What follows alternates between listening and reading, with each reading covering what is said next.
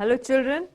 Next, we move on to your glimpses of India with beautiful 3 short stories by Lucio Rodriguez. Now, a little about the author first. Lucio Rodriguez was a great Konkani essayist, wrote several articles in English and Konkani to various periodicals and magazines. He served as the visiting professor of folklore at many universities and was also a professor of English in Mumbai and Goa. His essays were posthumously published under the title of Soil and Soul and Konkani Folk Tales. Subtle humor and informal narrations are the essential features of his writings.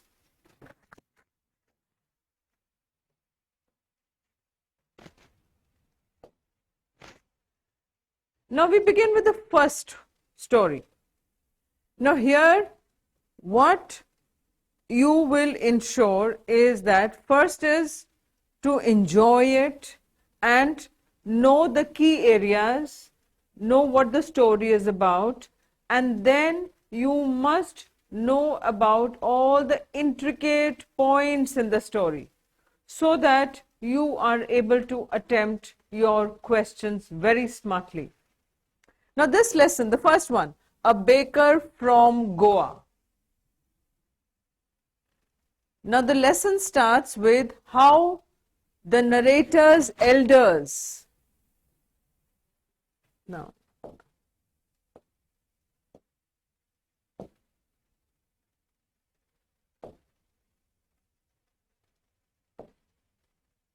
see, they nostalgically reminisce. The narrator's elders often recall the time when Goa was under the rule of Portuguese. When the Portuguese were ruling Goa, the elders still have their memories fresh. They often talk to their children. They talk about the importance of bakers, which still is maintained in the village, and during those times it was very, very popular. Even the Portuguese had left, but when Goa was under Portuguese, baking and the baker had a lot of importance. Now these bakers are known as padders. Get the word right and get the spelling right. Now the mixers, the molders and the time-tested furnaces still exist in Goa, and they still continue to serve the people of Goa with their famous bread loaves. Fine. The loaf eaters may have gone, but the molders, the mixers and the time-tested furnaces still exist. It is possible that the original ones may not exist, but this profession, see, the original people who were into this profession, they may not be alive now, but the next generation, their sons, are still continuing with this business. Now there was so much of excitement during those times. The thud of their bamboo stick cane can still be heard in some parts of the village. The bamboo thud. This would evoke a sensation in those little children, and they would come rushing out of their houses when they would hear what? The jingling thud. And the narrator and his friends and all those children would go out running without brushing their teeth or washing their mouth. And the person who brought the loaves of bread was maidservant. It was a maidservant of the house who collected the loaves. Now what excited the children? Why did the children run out of their houses without brushing their teeth? It was the bread bangles. bread bangles were brought for these children, so they would rush out for these bread bangles. Now, bakery products have importance in the culture and traditions of Goa. No? The smell of that, fragrance of that bread still in some parts carries on. Now, this was known as bol, B-O-L. No? Remember that? Padder for the baker, bowl for the sweet bread. Is a part of marriage gifts, cakes, and bolin has or coconut cookies are eaten at every festival, and the lady of the house prepares sandwiches at her daughter's engagement. See the role of bread. The role of bread, how this bread plays role into their lives. The marriages, the marriage gifts are incomplete without the sweet bread. Then the coconut cookies are prepared by the women, and again are very important, have a lot of importance in their lives during festivals. Then the sandwiches prepared for the daughter's engagement. So all this talks about the role of a baker, the role of a baker in the lives of the villagers, in the lives of those people. So the baker played a key role in their lives. Earlier bakers, now coming about the attire. Attire is the dress which these people used to wear. Now they used to wear a unique frock of knee length known as kabai. It was a long frock till knees known as kabai, but during the narrator's childhood days, they started wearing a shirt and trousers of length slightly shorter than the usual ones. They generally collected their bills at the end of month. Bakery has continued to be a profitable profession and manages to keep their families joyous and prosperous. So it was considered that a baker's family would never starve, would never sleep hungry. No? And then there was always joy, there was always happiness in the lives or in the families of bakers. Now we move on to the next one. That was about Goa. Now we are talking about Kurg. The writer describes the hill station of Kurg, which is located in the Western Ghats in the state of Karnataka. Now this heavenly place, Kurg, is midway between Mysore and Mangalore.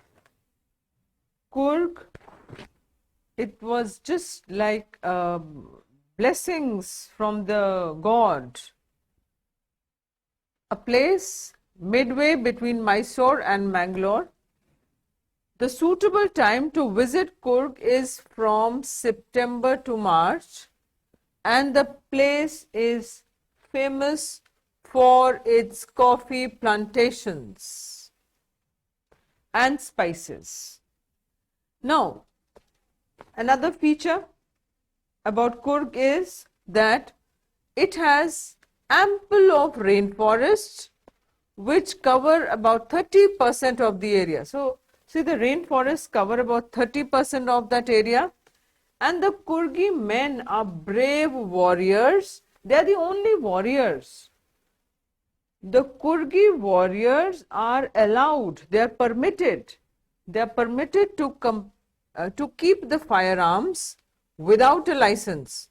Otherwise, a license is mandatory, it's compulsory. But these warriors, these Kurgi warriors are permitted to keep firearms without a license due to their trustworthiness. No?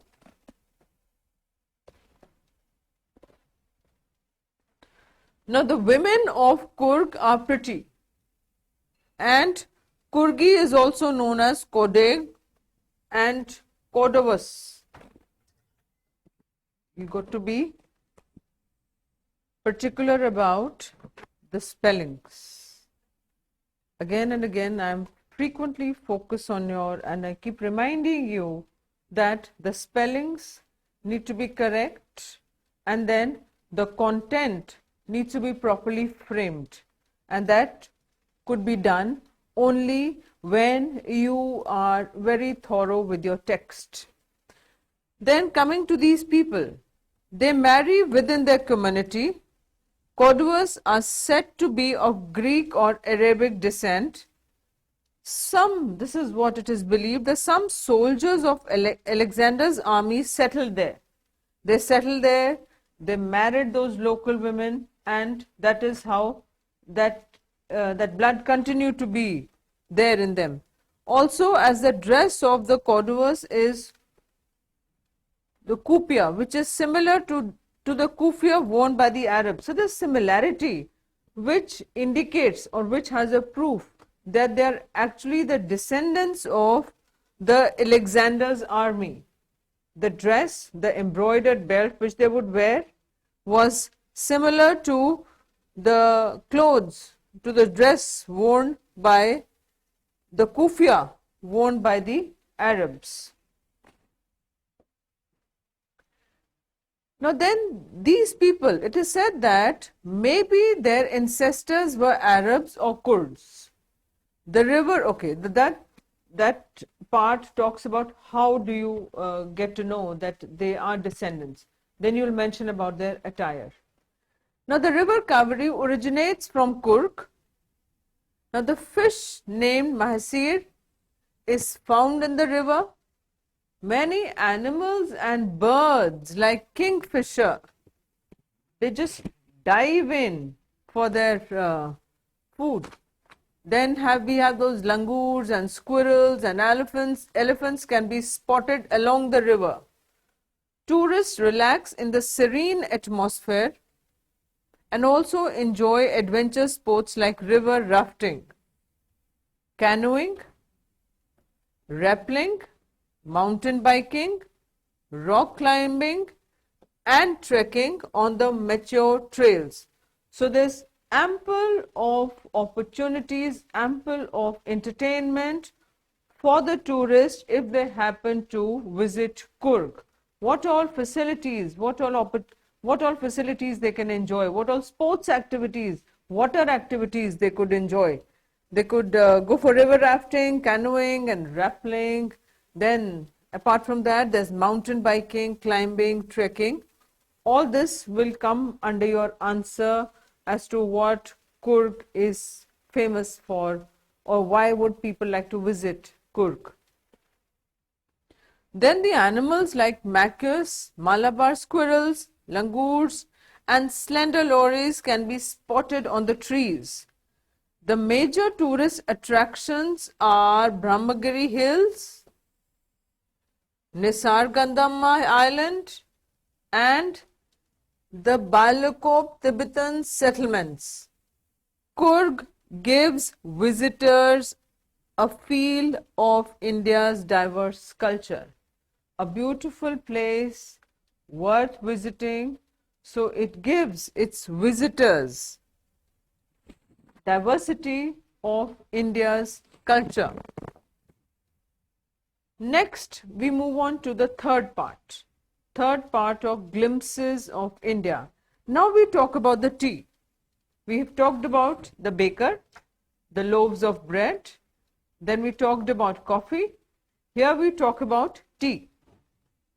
The story revolves around the history and discovery of the famous beverage that is tea. Everybody is fond of tea. You must be. There are some children, those who don't like tea, just have a glass of milk and you skip tea. That's equally good enough. But then everybody here is very fond of tea. It begins. I'm again beginning. The story revolves around the history and discovery of the famous beverage. Now it begins from the scene where two friends, names of the friends must be correct and must be there in your answer. You just cannot just leave it like this, that they were true friends and just you've forgotten the names and you just talk about they and he, and no, the names have to be there. So these two friends, Pranjal and Rajveer, names of friends, Pranjal, Rajveer, they set to go to Assam, and Assam is Pranjal's hometown. When a tea vendor asks them if they would like to have some freshly made tea, they buy 2 cups, joining other persons in their compartment, and later on, afterwards, Pranjal started reading his detective book while Rajveer decides to enjoy the scenic beauty. Now, when they were moving ahead, there were soft green paddy fields, followed by 2 tea bushes. See why Pranjal was enjoying his book and Rajveer was intended to watch the scenic beauty, because this was Pranjal's hometown and he had seen those places a number of times earlier. Now, what all sights did he enjoy? Rajveer, the green paddy fields, followed by tea bushes. Then Rajveer was very excited on seeing such large plantations of tea. But Pranjal is unable to match the same level of excitement because he was born and brought up in Assam. So where you're born and brought up, you don't tend to get so very excited about it, because that's a hometown. You've seen that right from the beginning. It's for somebody who comes from outside, can value it and relish every bit of that place the way Rajveer was enjoying it. Famously known as tea country. See, whenever we talk about Assam, the first thought that comes to our mind is always tea. Now, visiting there for the first time, Rajveer did a lot of study about how tea was discovered. It is always better when you go to a place, if you have made your notes and you've gone through it, you will enjoy it even more. So Rajveer had done a lot of study. Now he discovered that it dates back to 2700 BC, and according to what he read, it was first consumed in China and reached Europe in the 16th century, where it was most popular for its medicinal properties. Tea still has medicinal properties. Whenever some people fall sick, tea with ginger and with some herbs is the right solution for sore throat and also for various other ailments. Now, there are numerous stories as to how it was discovered. Now, the first one about a Chinese emperor and other about a Buddhist monk. The former, who is former? The first one, पहले वाला. बाद वाले को क्या बोलते हैं? Latter.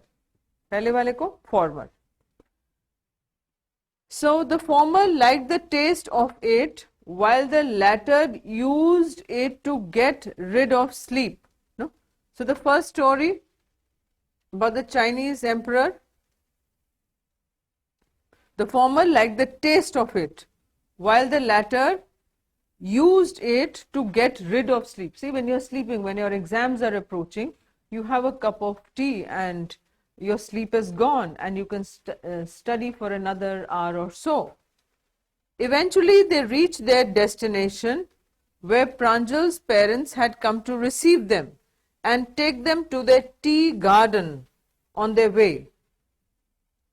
They passed a cattle bridge, gave way to a truck filled with tea leaves, which drew their attention to the fact that it was the second sprouting season. Rajveer indeed did a lot of study before arriving, which impressed Pranjal's father, and he intended to learn a lot more when he talked about the second flush, no? The tea. No? So then they were very impressed that Rajveer had done a lot of study about tea plantation, about the tea, and he also knew about the stories related to tea. Hello children, now that you've gone through your summary, your chapter, now we come down to the question answers. Maxx Marks has meticulously planned out your questions. There are extract based questions, there are short question answers, and there are long question answers. Extract based questions can be attempted by a child only when he has read his chapter. So it's very important that you read your chapter. Okay. Now we talk about the short answer questions.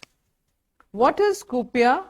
How does it make the Cordovas close to the Arabs? This is very clearly written in the summary also, and it's there in your chapter. Kupia is a long black coat with embroidered, you understand embroidered, embroidery, no? With embroidered waist belt worn by the people of Kurg. It is very similar to kufia worn by the Arabs. So this indicates that they are the descendants of the Arabs. Then we have is, from the next part, how are tea pluckers different from other farmers or laborers on the farms? And why does Rajveer call the workers doll-like figures? The tea pluckers were different from other workers on the farm. They had bamboo baskets on their backs.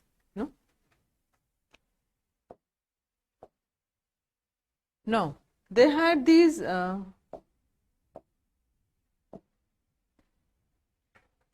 bamboo baskets on their back. They were wearing plastic clothes. The tea pluckers were the local women. They had covered themselves with clothes from top to bottom. They looked like moving dolls. Rajveer called them doll-like figures because they were covered and they looked really very pretty. Now here, because the answer was just one line, preferably whenever a question has two parts, when you come to answering the second part, start from a fresh line, right? Next we come to is the long answer question.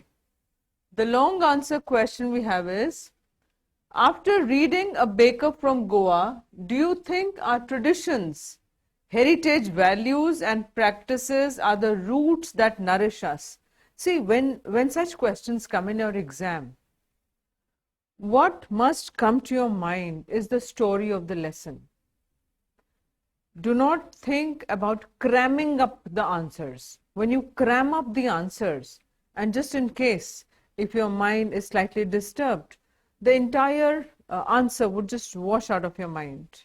So it's important to know your story so that you're able to frame the answer yourself over there. Now, A Baker from Goa highlights the importance of the traditional practice of making bread for every occasion and festival of the Goan people. Marriages are incomplete, then the functions, the celebrations, the festivals, and those sandwiches during the engagements. This tradition continues even today. This shows how our traditional practices can keep us to our past and heritage. It keeps us connected to our past and the heritage. Then the second part we have is, the traditional values shape our personality as well as provide us with emotional support. They enable us to face difficult situations and make us emotionally strong. Whenever you're bound with your culture and you're bound with your traditional values and ethics, it always helps you to keep rooted, helps you to become stronger emotionally and even otherwise. And when you're emotionally strong, you can always handle your situations accordingly. So again, you should be able to elaborate it in your own words, in your own language, ensuring that you don't make grammatical errors. Then the traditional practices also have an impact on our behavioral patterns towards other people in the society. So everything happens to be connected. When you become emotionally strong and you have your traditional values and ethics, so that will always leave an impact on the society, on the people to whom you interact with. So these were your short answer questions, long question, but in Maxx marks you have them very clearly elaborated. They're very clearly elaborated. Extract based questions followed by short question answers, and then you have the long answer questions. All these need to be prepared by you children. Thank you. Take care. Look after yourselves.